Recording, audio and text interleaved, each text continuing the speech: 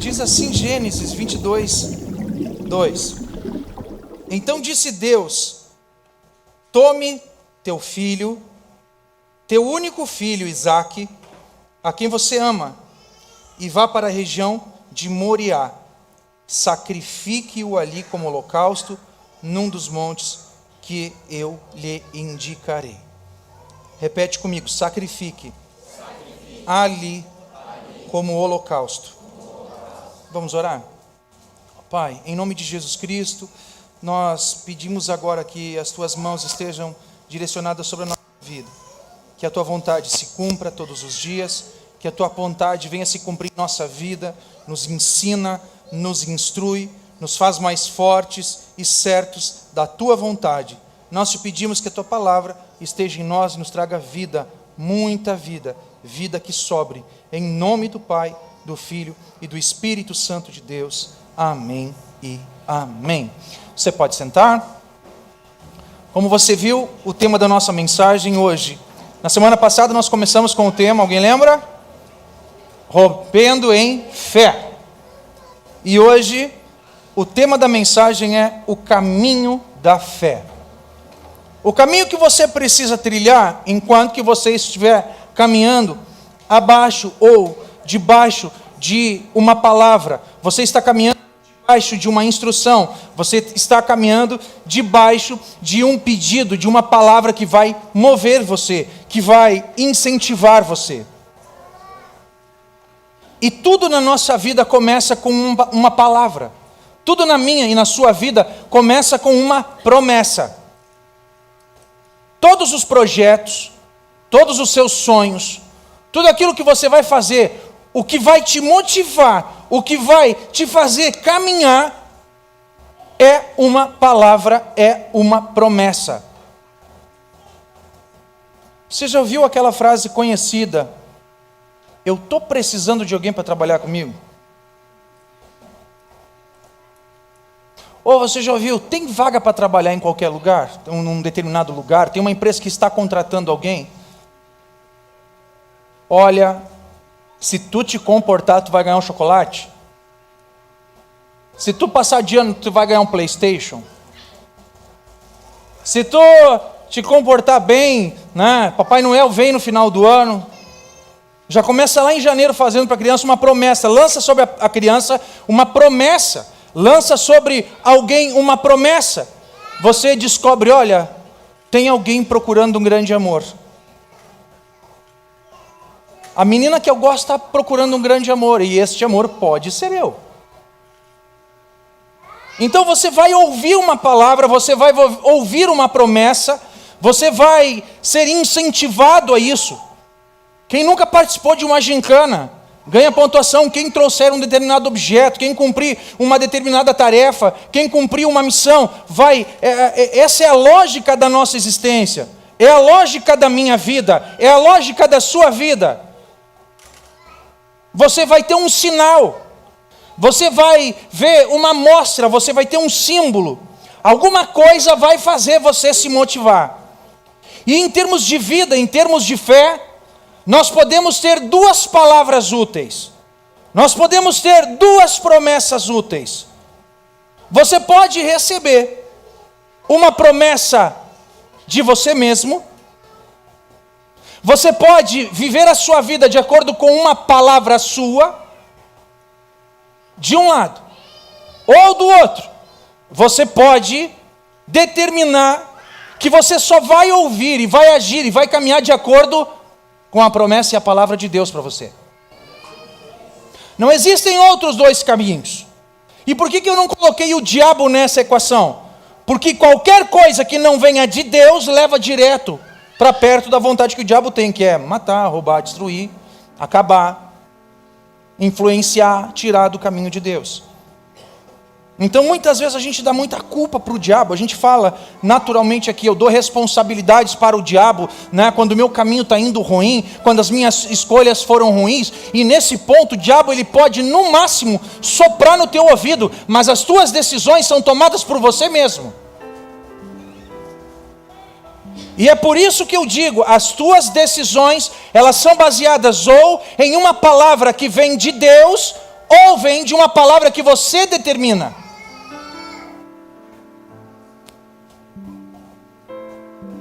Então a primeira coisa que nós vamos ver aqui nessa noite é que a escolha da palavra, a escolha da promessa é que vai determinar o caminho que você vai trilhar. A promessa que você escolher é que vai motivar você. A promessa que você escolher é que vai determinar os tipos de passo que você vai andar. As coisas que você vai querer conquistar e as coisas que você vai tolerar. Principalmente as coisas que você vai tolerar. Mas pense um pouquinho. As promessas dos homens, elas são baseadas normalmente em quê? A promessa que um homem te faz, as juras que ele te faz, elas estão baseadas em quê? Elas vão fazer o quê? O que elas vão provocar em você? E às vezes você não recebe uma promessa, e em grandes partes, você vai agir pela sua própria palavra. E qual é a sua palavra? Eu vou viver a minha vida de forma a mostrar para os outros que eu venci, que eu consegui. Eu quero jogar na cara do meu pai, eu quero jogar na cara da minha mãe. Eu quero mostrar para essa sociedade que eu venci, que eu consegui. E veja bem, não é uma palavra só. Você vai vendo diversas palavras. Você vai andando sobre várias palavras diversas vezes na sua vida. Cada uma delas abre um caminho na sua frente. E você decide se você caminha ou não. Olha como é importante você fazer isso aqui. Porque a depender da palavra você pode viver uma vida de miséria, uma vida de dor, uma vida de vingança somente. Se você decidir que você só vai caminhar pelo caminho da dor, você vai produzir dor. Se você decidir caminhar pelo caminho da vingança, você vai produzir, você vai multiplicar somente vingança.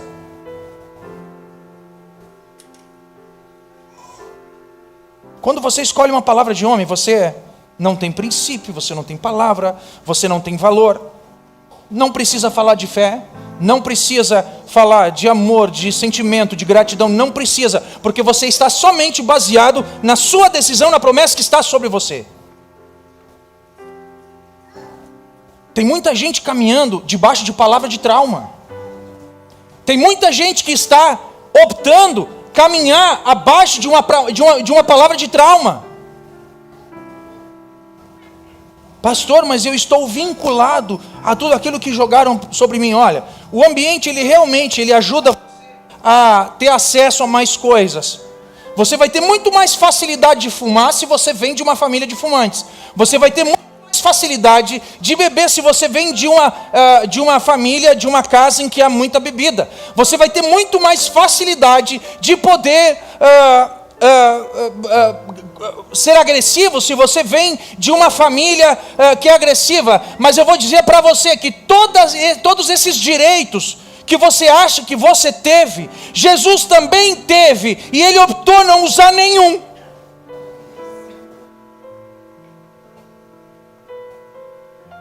Ele abriu mão do direito de ser conhecido como Filho de Deus. Ele abriu mão dos poderes que haviam sobre o Filho de Deus, para se tornar como eu e você, abrir mão desses direitos por uma escolha. Qual é a escolha? A escolha de salvar a mim e a você. Você vai me dizer, na minha família todo mundo bebe, mas a escolha de levantar o copo é sua. Você vem de uma família que fuma, a escolha de acender o primeiro cigarro é sua. Você vem de pessoas que gostam de jogatina, que gostam de festa, de promiscuidade, de prostituição. A escolha de não sair para não se prostituir, não viver uma vida de promiscuidade é sua. Você tem na sua frente duas oportunidades. Você tem na sua frente. Talvez você não ouviu até aqui uma outra palavra. Talvez você aqui não soube que é uma outra palavra. Mas hoje eu estou dizendo claramente para você que todos os dias você se encontra numa encruzilhada. Ou você vai caminhar debaixo da palavra de Deus, da promessa de Deus para a sua vida. E essa é uma promessa que ela é contra-intuitiva. O que é uma promessa contra-intuitiva? Contra-intuitiva é um presente que você vai ganhar. de forma contrária àquilo que você imaginava. Porque a vida diz, o mundo diz, corra, acumule, passe por cima dos outros, que você vai ter muito. Deus diz, abre mão, não passe em cima de ninguém, dá a mão, ajuda. Quanto mais você entrega, mais você recebe. Você tem amanhã de manhã, você tem dois caminhos. Você vai para o seu trabalho debaixo da promessa de Deus, ou você vai debaixo da palavra de você mesmo, da palavra do seu pai, da sua mãe, de um coach, de um mentor. Você vai trazer para a sua cabeça a memória, você sempre tem alternativa. Só tem uma palavra que sempre se mantém a mesma, que é a palavra de Deus. Essa nunca muda. Você pode ter vários caminhos que abriram para você, dizendo, você não presta, você não consegue, você não pode, você não vai. Você não é capaz, você é pobre demais, você é branco demais, você é preto demais, você é baixo demais, você é alto demais, essa sua cara feia, essa sua cara bonita, essa sua gordura, essa sua magreza, você vai trazendo inúmeras características, várias pessoas vão abrir caminho para que você possa trilhar a sua vida de acordo com uma promessa que um homem fez para você. Mas existe uma palavra que se mantém ontem, hoje e para sempre, que é a palavra de Deus. No meu caminho sempre há vida.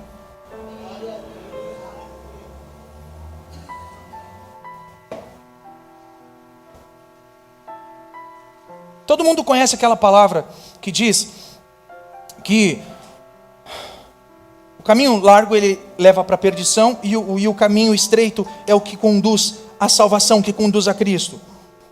O problema não é ele ser pequeno. O problema não é esse caminho ele se tornar pequeno de um ponto de vista de tamanho. Ele não está dizendo isso, ele está dizendo que ele tem uma forma precisa para entrar. Para você passar por esse caminho, passar por essa porta estreita que leva até Deus, ele diz, só é possível entrar nessa porta aqueles que são puros de coração, limparam suas almas e deixaram para trás a bagagem de ódio, de inveja, de rancor, de tristeza. Lá na porta larga você não se preocupa, porque todo o lixo que você arrumou durante a sua vida, você pode levar junto, e ele vai te levar para lá.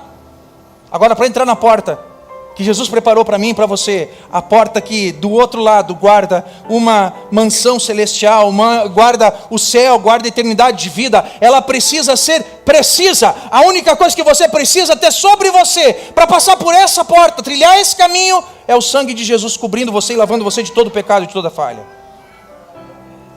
Então eu vou te dizer mais uma vez, qual é a promessa que você escolheu para ser a tua guia? Qual é a promessa que você tem escutado, que você tem escolhido para decidir os seus dias? Você decide os seus projetos e a sua vida de acordo com quem?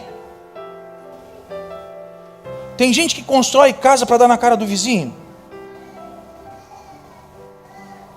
Eu vou construir uma casa gigante. Eu vou colocar todas as flores que ele odeia gerânio, fedorento. Eu vou botar tudo na frente. A minha casa vai ser uma floricultura de gerânio. Eu sei que ela odeia marrom, eu vou pintar tudo de marrom. Ela não gosta de música sertaneja, eu vou colocar a caixa de som para fora da casa, é só sertanejo de dia, de tarde, de noite, madrugada, às 6 da manhã está tocando. A pessoa, ela movimenta a sua vida, ela movimenta os seus passos. E gente, eu usei o exemplo da casa, porque você sabe o que é construir uma casa. É simplesmente eu chegar amanhã e começar a empilhar tijolo? Não, primeiro eu tenho que trabalhar muito, suar muito, deixar de comprar um monte de coisa, poder focar os meus investimentos, comprar tijolo, contratar os pedreiros, fazer um projeto, aprovar na prefeitura. É um trabalho, um esforço gigantesco, e pessoas se comprometem, elas se propõem a fazer um processo gigantesco, a construir algo muito grande na sua vida, simplesmente para causar dor.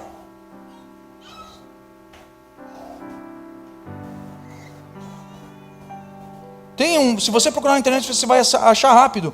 Um homem, eu não lembro se ele é brasileiro ou não, mas ele estava com uma menina, e a menina era muito para ele. Ela era lindíssima, ela era riquíssima, e ele gostava dela, e ficaram uma ou duas vezes, e ele queria dar um passo a mais, queria começar a namorar com essa menina, e ela disse, olha, eu só vou ficar contigo o dia que tu tiver um castelo. Não é uma história, é um fato. Você pode visitar o local. E ele gastou a vida dele, pastor, mais de 50 anos construindo um castelo.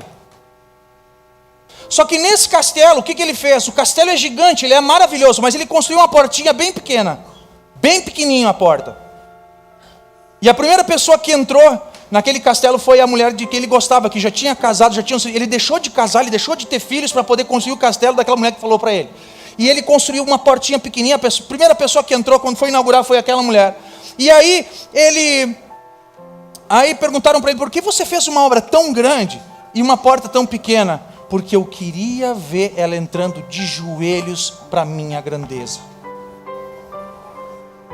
Ele gastou a vida inteira para construir um castelo para tentar humilhar ela, e ela não deu bola nenhuma.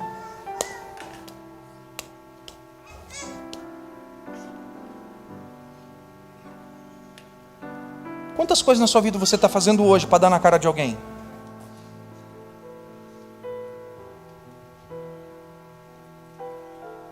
Ou melhor, quantas coisas você está vivenciando hoje que são resultados de decisões que você tomou só para fazer alguém se envergonhar, se humilhar?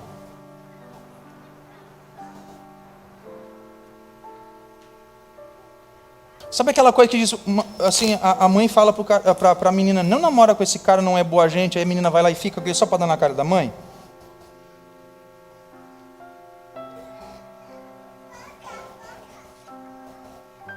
Poxa, não anda com essas pessoas e só para dar na cara do pai e da mãe, a pessoa vai lá e anda com determinadas pessoas? Alguém tenta te dar um conselho e você age de forma a ficar claro que você não segue conselhos. Quem é que nunca comprou um carro, né, desrespeitando conselhos de pessoas que conheciam? Quem é que nunca comprou alguma coisa, gastou um dinheiro, não gasta, não come, não vai, não faz? E a gente continua fazendo porque a gente troca a promessa, a palavra de promessa que vem de Deus pela palavra que vem do homem. Então nessa noite, hoje, eu quero que você comece a olhar a sua vida e convido você a fazer isso. O caminho da fé, ele determina que você escolha andar debaixo da promessa de Deus. Porque se você não andar na promessa de Deus, você não pode esperar que Deus vá atender desejos que venham do coração do homem. Pastor, mas eu vejo tanta coisa acontecer. Deus não vai te dar nada que não possa fazer o nome dele ser engrandecido. Deus não vai te dar nada que não vai fazer você se aproximar de Deus. Deus não vai fazer chegar na sua vida algo que te afaste dele. Ele não vai fazer, mas pastor, eu fiz tanta oração, como é que deu certo? Não foi Deus que respondeu.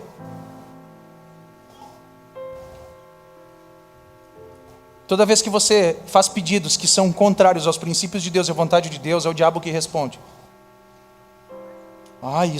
Isso é complicado. Sim, é o diabo que responde. Estou falando com muita tranquilidade, muita serenidade aqui.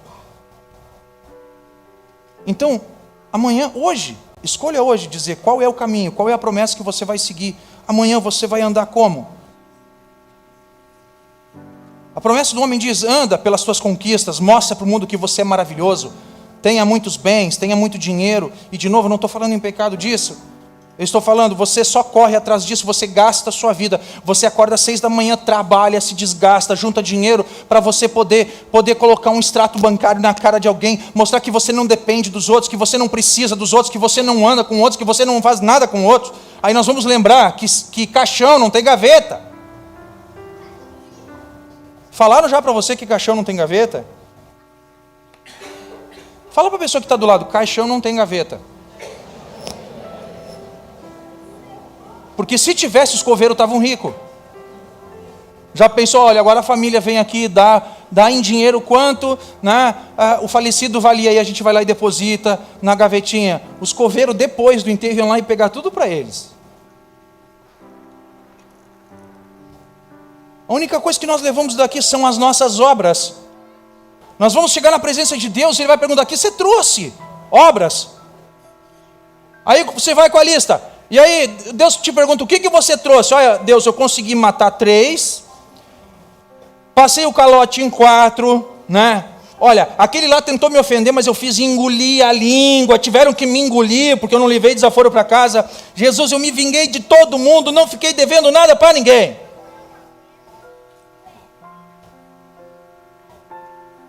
Eu acho que isso é só uma conjectura, é só uma ideia, porque pessoas assim que escolhem andar pelo caminho do homem sequer vão se aproximar de Deus.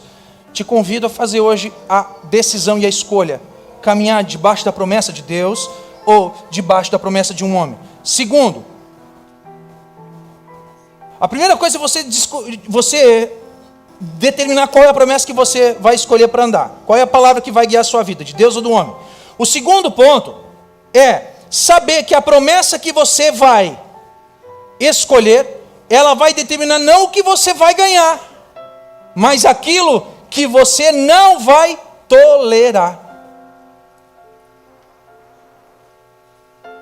Pastor, isso está complexo.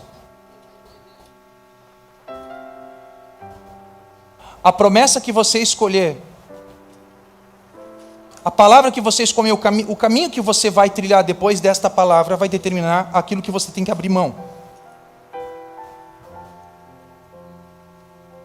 A história do jovem rico, Jesus chega para Jesus perguntando para ele o que ele deveria fazer para ir para o céu. Jesus pergunta para ele se ele sabe os 10 mandamentos. O menino sabe, o menino conhece de cor, ele sabe desde a meninice, ele sabe de frente para trás, de trás para frente. Mas aí quando ele chega num ponto nevrálgico você é rico, você tem propriedades, vende tudo que tu tem, dá aos pobres e vem atrás de mim. O menino ficou chateado.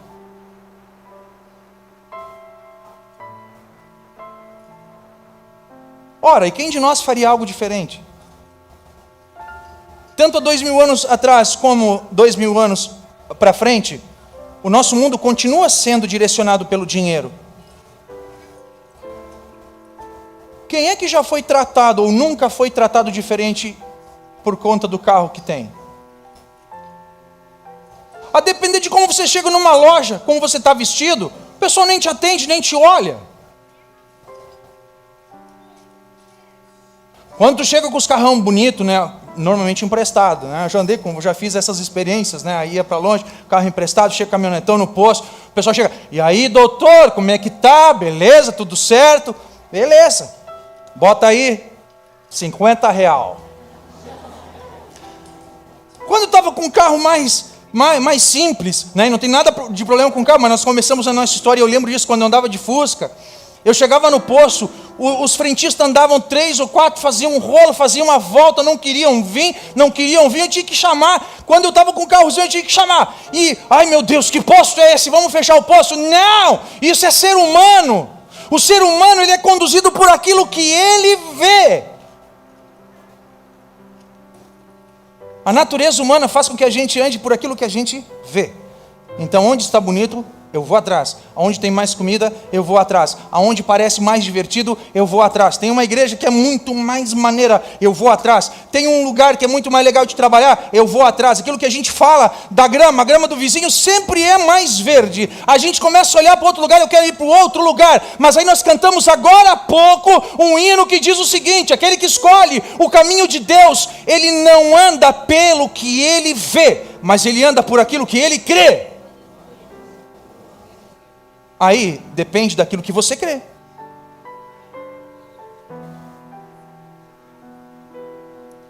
Depende do que você crê.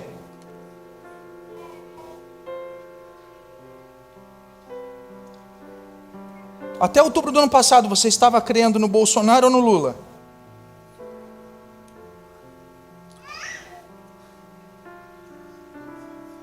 Não, hoje, você crê no Bolsonaro ou no Lula?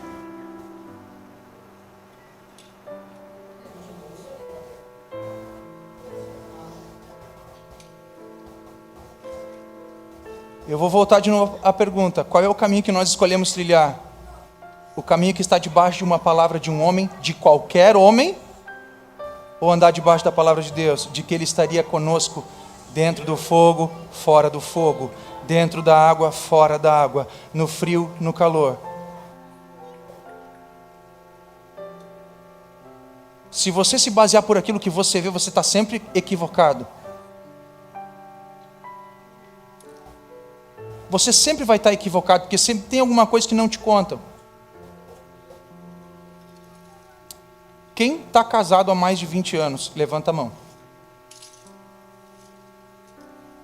Só as mulheres, levanta a mão quem está casado há mais de 20 anos. Para as mulheres que casaram há mais de 20 anos, algum dia falaram para você que o marido ia ficar com tão pouco cabelo depois de 20 anos?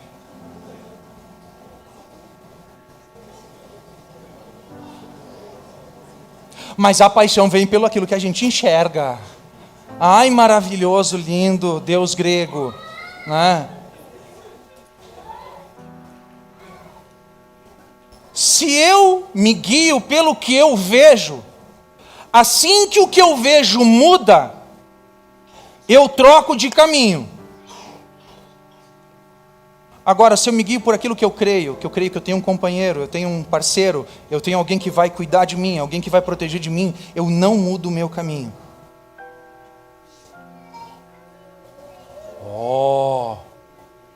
Sugestão para as irmãs: comecem a beijar de olhos fechados, que você vai conseguir seguir o caminho pela fé. O caminho vai dizer, essa sua escolha, aquilo que você disse, vai determinar o que você é capaz de tolerar. Olha, quando a gente escolheu o caminho de andar por Deus, você não teve que abrir mão de muitos dos seus amigos? Muitos dos lugares que você ia, muitas das pessoas com quem você caminhava? Você não teve que começar a reposicionar, a recolocar, a repensar? Veja, eu não estou ensinando você a como você trilhar o seu caminho rapidamente para chegar no seu alvo. A minha falava de rompendo em fé, você vai continuar falando de fé. Eu estou falando daquele momento que está entre o ponto A, em que você recebeu uma palavra, e o ponto B, em que você viu a palavra se cumprindo. Eu estou falando nessa desgraça desse momento que parece que não passa nunca, em que eu estou aguardando o milagre chegar e ele não chega. Aí o pastor falou desgraça. Falou. Porque quando você fica brabo, você até não fala, mas você pensa em hinos. Louvado seja Deus por essa luta. Mas que anjo abençoado. Você não fala, mas você pensa palavrão. A gente pensa em ódio, a gente pensa dentro do coração, ele vem essa avalanche de sentimentos em palavras indizíveis durante o culto, principalmente transmitido pela internet. Porque até por isso as pessoas determinam se a gente é salvo ou não por aquilo que a gente fala, ou como a gente fala, ou como a gente se comporta.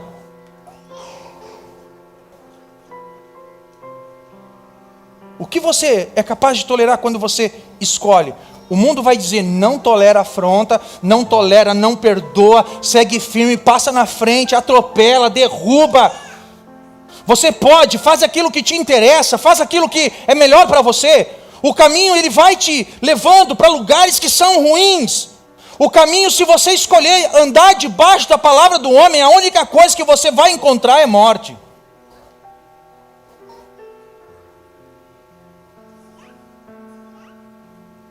Então eu estou dizendo para você, se você um dia, ou você está, ou você vai decidir andar de acordo com a palavra de Deus, debaixo de uma promessa de vitória, você vai ter que abrir mão de muita coisa. Você tem muito mais a perder do que ganhar em termos materiais.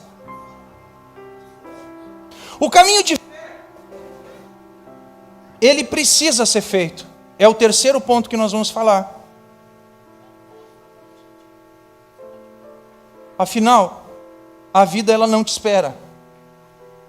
A vida ela não te dá uma folga. A vida ela não te dá tempo para pensar. Essa coisa fica bastante clara assim que você vai para um velório.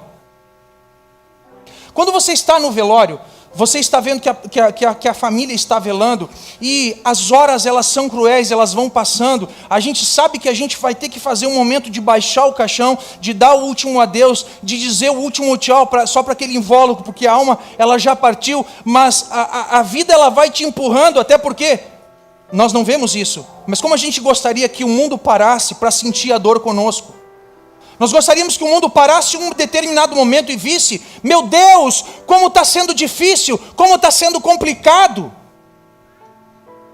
Se você vai para uma audiência de divórcio, você vai olhar: poxa, a minha vida está agora sendo arrebentada, é algo que eu depositei a minha vida, os meus projetos, eu casei, eu me entreguei, e agora está sendo destruído, está sendo desfeito. Eu queria que esse momento parasse, para o mundo ver o quanto está doendo, mas o mundo não para, porque logo depois do seu divórcio tem outro, logo depois do velório que você está fazendo, tem outro, logo depois da tua doença, que você tirou o seu doente, tem outro para atender. A vida não te deixa parar. O mundo não para você chorar suas dores. O mundo, ele não para ver o quanto você está fraco, o quanto você está doente. Ninguém vai parar, alguns amigos próximos vão parar, algumas pessoas vão se solidarizar, mas é só você olhar para a janela de fora, aquela dor que paralisa você, não paralisa o mundo. Então o caminho de fé ele tem que continuar sendo feito, porque apesar das perdas, nós andamos pelo que nós cremos e não por aquilo que vemos. Se eu abrir os meus olhos, eu só vou ver dor. Agora, se eu fechar os meus olhos e crer, eu posso encontrar esperança. Eu encontro esperança de uma liberdade, eu encontro esperança de um futuro, eu encontro esperança daquilo que Deus preparou para mim, mas eu só vou ter essa esperança se eu conseguir olhar e decidir que eu vou caminhar debaixo da palavra de Deus. Mas é impossível realmente ter esperança se o meu caminho somente é trilhado debaixo de uma palavra humana.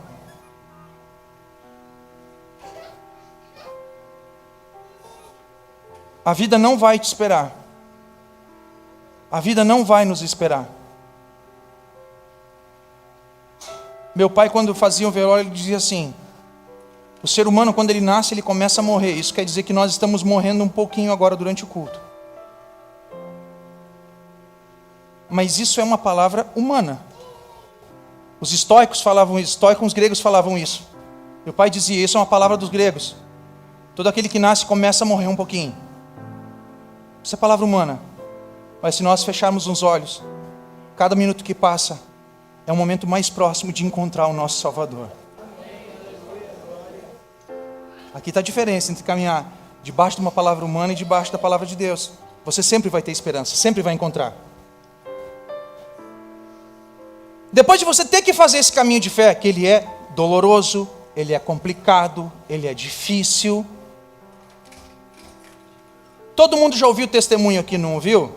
Quem já ouviu o testemunho sendo contado aqui na igreja? Diz amém. Faz um teste. Depois, no final do culto, quando a pessoa terminou de contar o testemunho, vai lá e conversa para ele como é que foi antes do testemunho. Você vai ver pessoas falando, Deus trouxe o meu filho de volta, mas pergunta para ela como foi o caminho enquanto ele não voltava. Muitas pessoas vão dar um testemunho dizendo, eu fui curado de um problema na perna, problema no estômago, mas vai perguntar para ela como era o caminho enquanto ela sentia dor, enquanto ela buscava o hospital, enquanto ela buscava médico. Procura para ver aonde ela encontrava a força para continuar caminhando.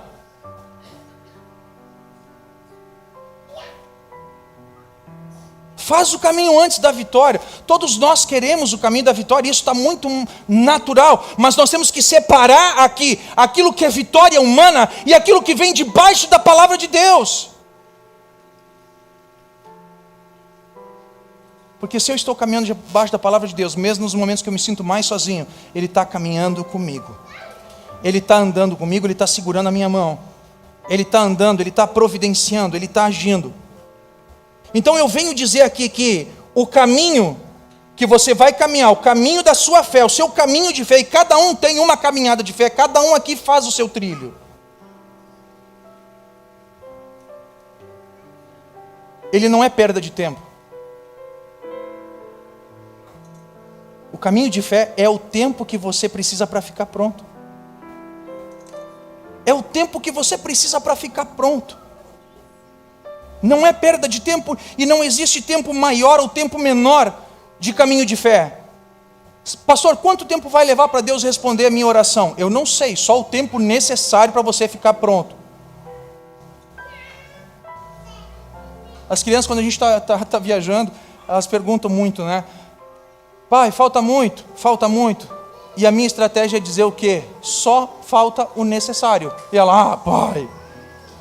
Mas é real, só é o necessário, porque eu não posso me comprometer que vai demorar 1 hora, porque pode ter um acidente e eu tenho que levar 2. Então falta o necessário. E se você perguntar para Deus, Deus, quanto tempo ainda falta? Ele vai dizer, só o necessário.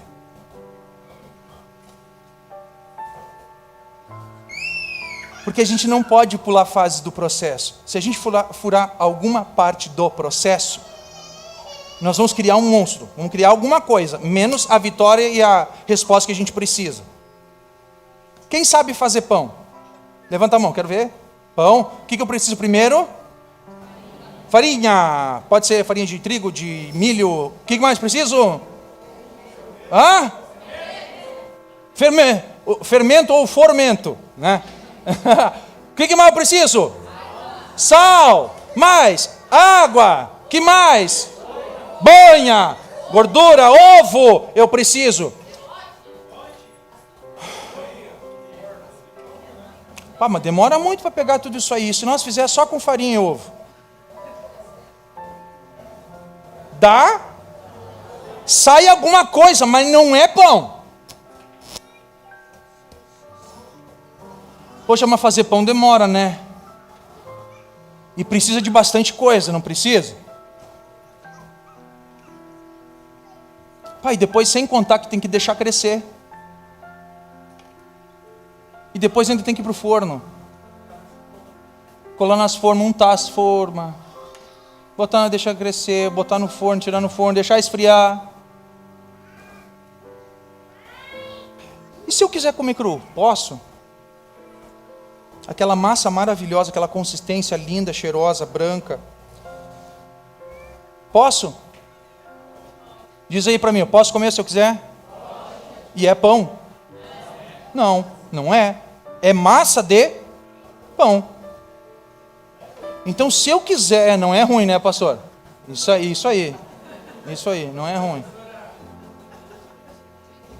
Você pode comer churrasco cru? Não existe churrasco cru. Se é churrasco, não é cru. Se é carne crua, é sushi de vaca.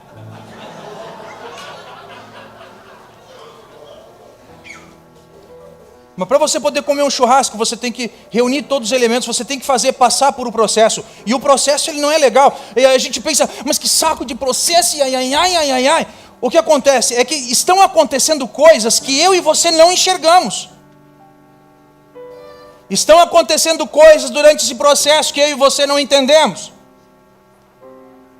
Quando você faz pão, tem muita coisa que você enxerga os ingredientes. O que você não enxerga? Você não enxerga os processos químicos e físicos que estão acontecendo em nível celular e atômico, que estão modificando a estrutura da gordura, dos açúcares, dos lipídios, a união que está acontecendo no nível que só Deus conhece. E depois você bota o fermento, olha que milagre, a massa está crescendo. Não é que a massa está crescendo, está acontecendo um processo químico que está fazendo com que haja liberação de CO2, ele vai aumentando aquela massa, depois você pega aquela bolha de massa, coloca no forno e aí você tem o processo de cozimento. Se você quiser fazer o pão voltar a ser massa, você não consegue, porque ele foi transformado. Então Deus faz com que a gente passe pelo processo, mesmo nós não vendo. Deus está fazendo muita coisa ao mesmo tempo, para a gente sair do outro lado pronto.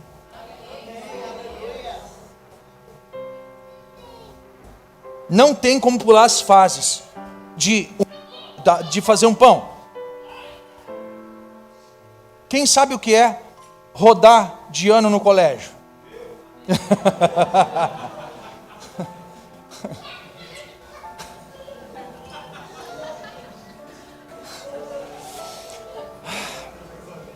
Ai, Jesus. Bom, eu perguntei também, né? Eu também fiz a pergunta.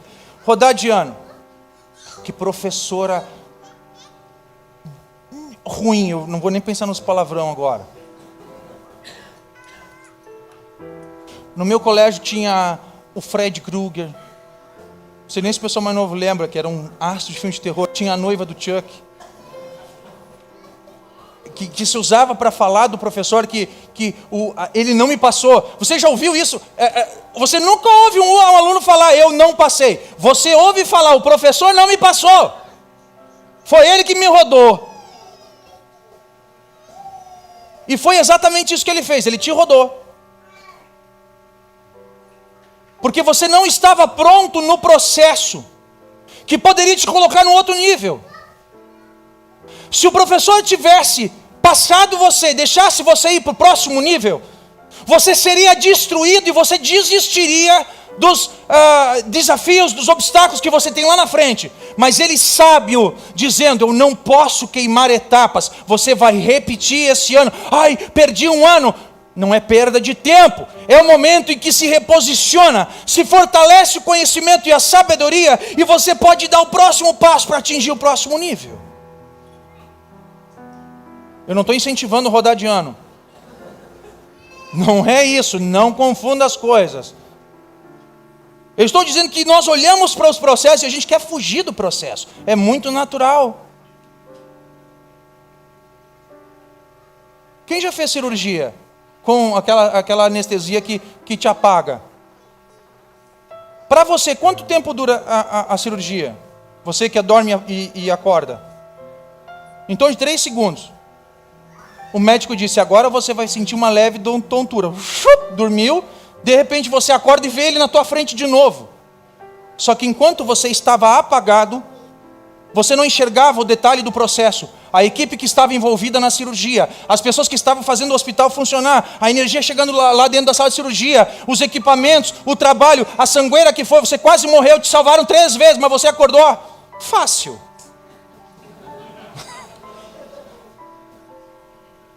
Se você fala isso na cara do médico, ele pega o bisturi e te mata na hora. Enquanto que nós passamos os processos, nós não vemos os detalhes, a sua digestão. O processo digestivo tem que acontecer. Você come, vai descer pela sua garganta. Primeiro vai ter que amolecer com toda a saliva que você vai produzir na sua boca. Você vai ter que mascar, uns você masca mais, outro masca menos. Né? Aí vai descer pela sua garganta. Você só descobre que você tem garganta quando você engole inteira uma bala soft. Quem já engoliu inteira a bala soft? Ela vai abrindo os canais aqui. E a gente não morre, né? A gente não morre. E vai descendo e passa vai passando pelo seu sistema interno, chega no estômago. Pá, mas Deus podia fazer um troço mais rápido. Comeu aqui, já está fora. É muito tempo ficar esperando a digestão, porque a gente fica meio lento. Quanto mais a gente come, mais lento a gente fica, né? Demora para passar. Às vezes a gente não consegue dormir. Ai, que troço, mas acho que Deus pensou errado esse sistema. Se Deus permitir que esse processo seja mais rápido e não passe por todas as fases necessárias, você morre. Você vai morrer. Precisam acontecer coisas que você não enxerga, mas que são fundamentais para que você possa continuar vivo. Tem coisas que você não está enxergando, tem coisas que você não está vendo, tem caminhos que estão sendo trilhados. Eu gosto muito de uma palavra que diz que tem conversas que eu e você não estamos escutando, são conversas a nosso respeito, mas o nosso Pai está escutando.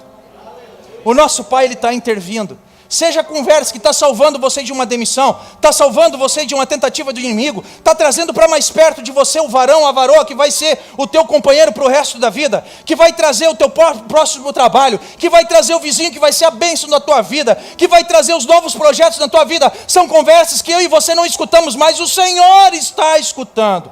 E Ele está intervindo por aquele que escolheu andar debaixo da palavra da promessa de Deus. Nós precisamos passar por isso. A conversão, ela é um processo também, e não pode ser interrompido. Se você puder pegar uma pessoa, a palavra de Deus, Jesus fala assim, aquele que crê e for batizado será salvo. Ele não separou a pessoa em 3 níveis, ele separou a pessoa em 2 níveis. Existe o coração, os sentimentos, a mente e o corpo. Então você imagina um cara que está sentado no seu boteco, ele chegou às 18 horas da sexta-feira, e ele comumente chega às 18 da sexta, ele só vai embora no domingo à noite, depois do Fantástico. A vida dele é isso. E você vai lá e prega para ele, você fala para ele, você leva ele para Jesus, você conversa com ele. Olha a ordem que Jesus fala: quem crer e for batizado será salvo. Aí você vai lá e começa a incomodar com ele, tu tem que parar com essa vida, tu tem que sair dessa vida, isso aí é ruim, essa bebida vai te matar, essa bebida vai te destruir, essa bebida vai acabar com a tua família, blá, blá, blá, e o cara te ouve. Ele vai e começa a ir contigo na igreja, e ele se batiza, só que você esqueceu que o coração dele continua lá. Ele vem na igreja contigo, ele está no meio do culto batendo palma, mas está descendo uma lágrima, você diz, meu Deus, ele está sentindo o Espírito. Não, ele está lembrando que esse é o horário dele jogar bocha.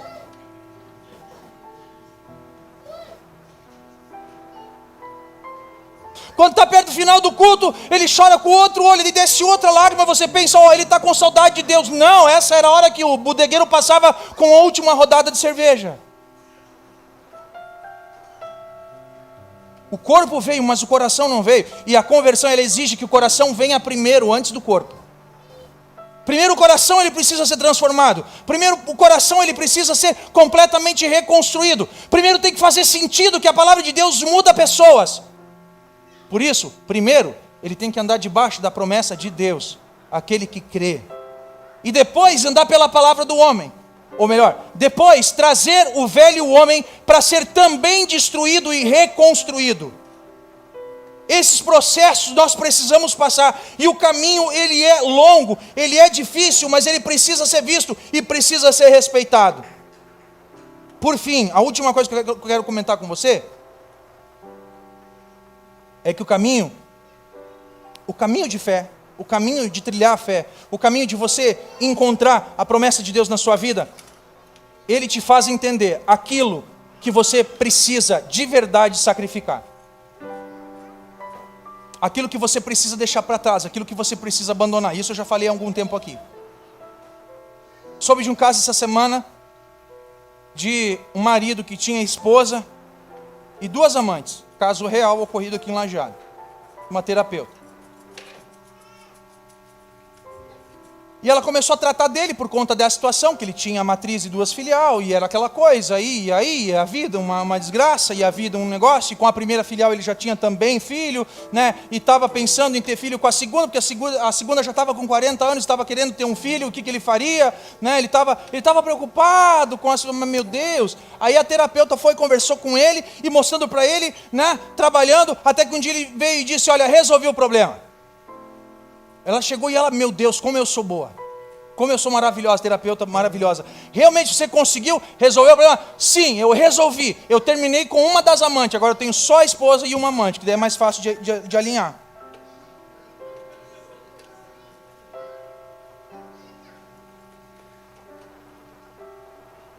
O problema não era o número de amantes. O problema era ele não ser fiel. E ele precisava sacrificar a infidelidade, a decisão de ser infiel. Ele precisava abrir mão e sacrificar aquilo que para ele era o maior orgulho. E ela disse que esse era o problema, ele tinha orgulho de ter 2 amantes. A pessoa tem orgulho do pecado que comete, tem orgulho das coisas que segura, ela tem orgulho de algumas coisas que Deus não se agrada. Eu quero ler com você mais uma parte de Gênesis. Peço que você abra sua Bíblia no livro de Gênesis 22:4. Nós lemos o 22:2. Nós vamos ler o 22:4. Olha bem. Continua falando de Abraão e Isaac. Gênesis 22, capítulo 22, versículo 4. Diz assim: no 3º dia de viagem, Abraão olhou e viu o lugar ao longe. Disse ele a seus servos: fiquem aqui com o jumento, enquanto que eu e o rapaz vamos até lá. Depois de adorarmos, voltaremos. Abraão pegou a lenha para o holocausto e colocou no ombro do seu filho Isaque. E ele mesmo levou as brasas para o fogo e a faca. E caminhando os 2 juntos, Isaque disse ao seu pai Abraão: meu pai. Sim, meu filho, respondeu Abraão. Isaque perguntou: as brasas e a lenha estão aqui, mas onde está o cordeiro para o holocausto? Respondeu Abraão: Deus mesmo há de prover o cordeiro para o holocausto, meu filho. O que tem de mais aqui? Tem demais que tinha alguma coisa que Abraão tinha que sacrificar. Ele não entendeu de início, mas Deus pediu mesmo assim. Deus fez uma promessa para Abraão de que ele seria pai de uma multidão. Mas aos 90 anos, aos 100 anos, ele ainda não tinha filhos. E Deus disse que das entranhas dele nasceria o pai de muitas multidões. A semente que daria origem a grandes pessoas pela fé, multiplicaria a fé em Deus. Só que a alegria do filho foi muito maior do que Abraão ter o herdeiro da promessa. Então ele começou a criar um filho, e não criar o filho da promessa. Ele começou a cuidar, ele começou a alimentar, ele começou a vestir, e ele gostava do menino, e ele gostava do vizinho, e não deixava ele se machucar, não deixava ele brincar com os bichinhos, não deixava brincar com os amiguinhos, ele não deixava ir muito longe, porque era o filho dele, depois dos 100 anos, e era o filho dele, e era o filho dele, e Deus pediu para ele: sacrifica o teu filho. Abraão sobe com Isaac, mas Deus não estava pedindo o corpo do filho, Deus estava pedindo o espaço que esse filho ocupava dentro do coração de Abraão. Abraão fez aquele caminho e olhava para aquele menino: ai meu Deus, será que eu vou ter que esfaquear ele mesmo? Olhava para ele e fazia carinho no cabelo dele, e fazia brincadeira na bochechinha dele, e contava as histórias, entristecido. Ele ia vendo os últimos dias que ele ia passar com aquele menino. Ele começava a guardar lembranças, guardar saudade, porque Deus estava levando embora o filho dele, e ele tentava passar o maior tempo possível, e ele caminhava com aquele menino, e fazia, e dava abraço, e conversava, e andava com ele, guardando a maior quantidade de lembranças que ele pudesse.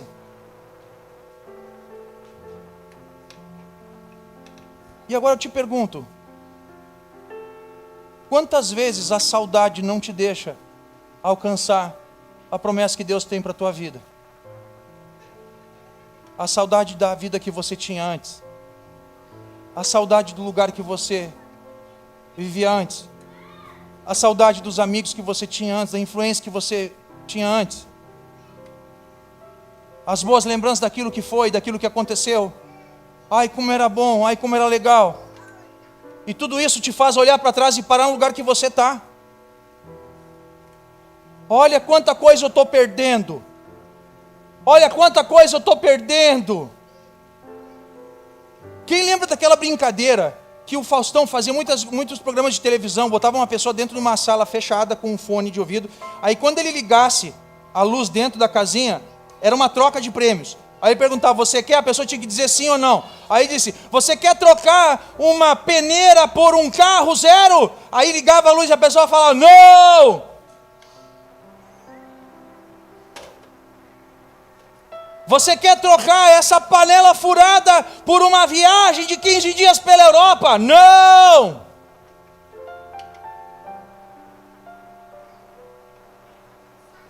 Você quer trocar o seu passado conduzido de acordo com a sua vontade por um futuro que está completamente controlado, guiado, sustentado por Deus?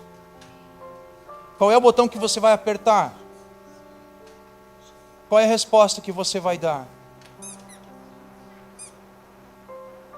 Esse caminho que você precisa trilhar, que nós precisamos trilhar, eles são bastante complicados, mas não há motivo melhor, não há garantia melhor de que as bênçãos de Deus vão se derramar na nossa vida se nós nos mantermos firmes, nós mantermos direitos, nós mantermos firmes no caminho que nós vamos segurar.